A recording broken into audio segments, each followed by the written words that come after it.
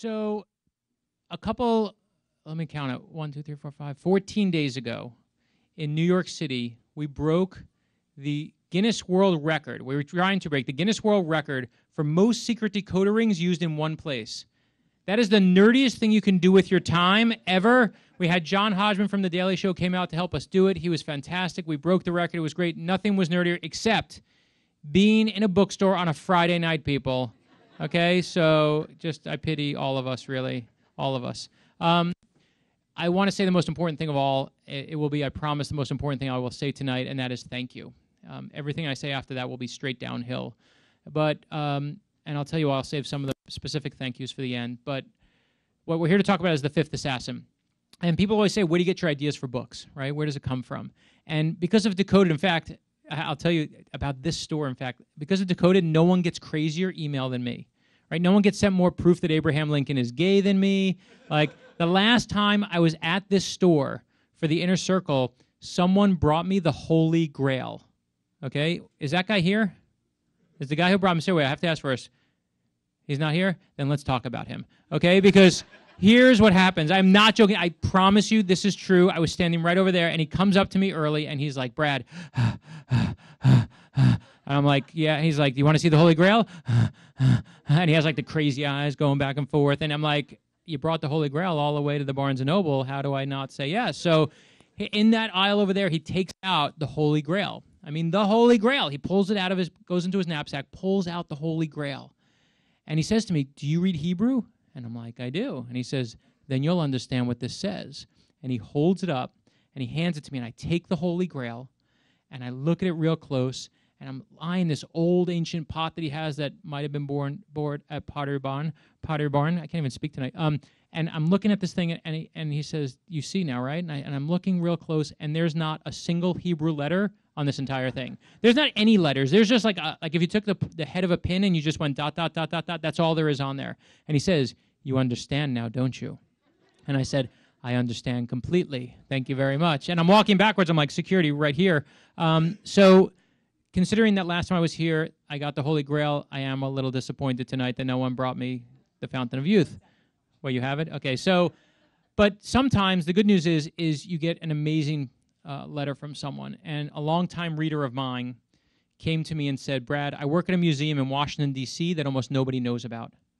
And you have to see what our collection has here. And I was like, listen, I'm really busy with the Holy Grail, so tell me what you got. And he said to me, we have pieces of Abraham Lincoln's skull, we have the bones of John Wilkes Booth, and we have the actual bullet that killed Abraham Lincoln. Do you want to come see it?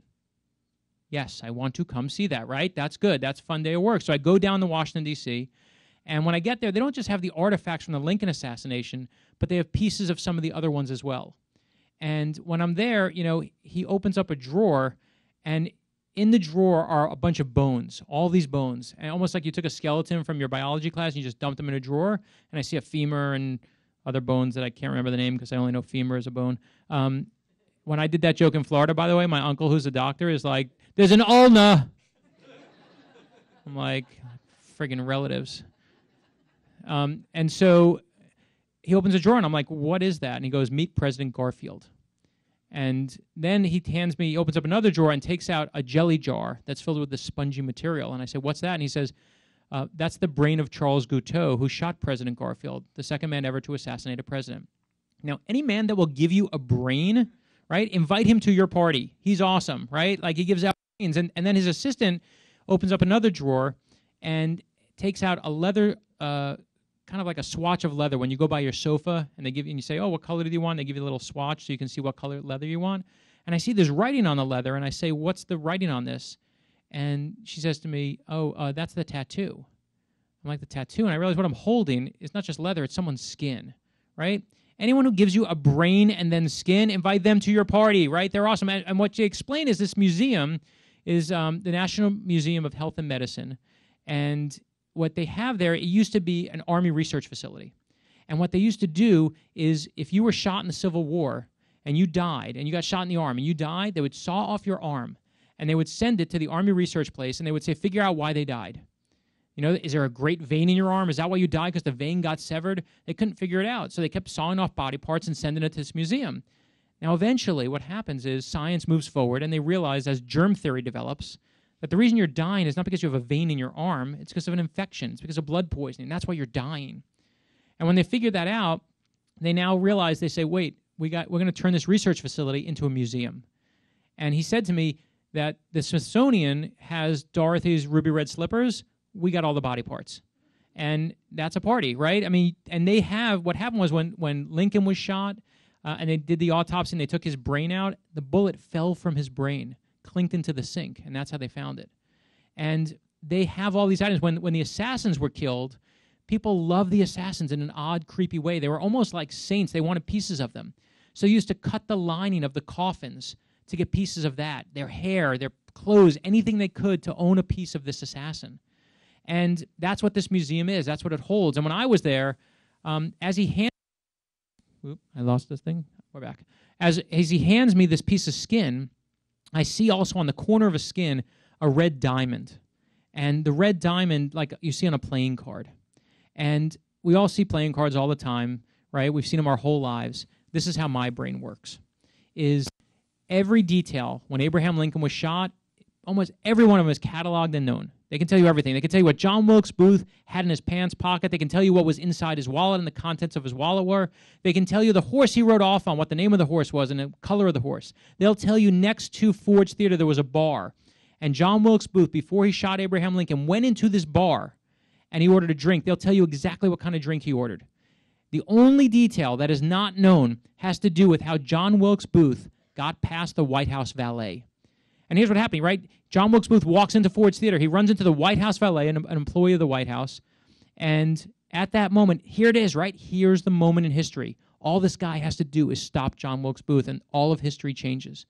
And at that moment, rather than stopping him, John Wilkes Booth hands this valet a card. And to this day, the only detail that is not known about the Lincoln assassination is what is on this mysterious card. And some people say it's a calling card, and some people say it's a business card. I remembered that actually business cards back then used to be playing cards. Playing cards used to be blank on one side. You used to write your name on the other side, and you can give it to people and identify yourself. At University of Pennsylvania, you could use them to get into your class. That was your ID, was a playing card that was blank on one side.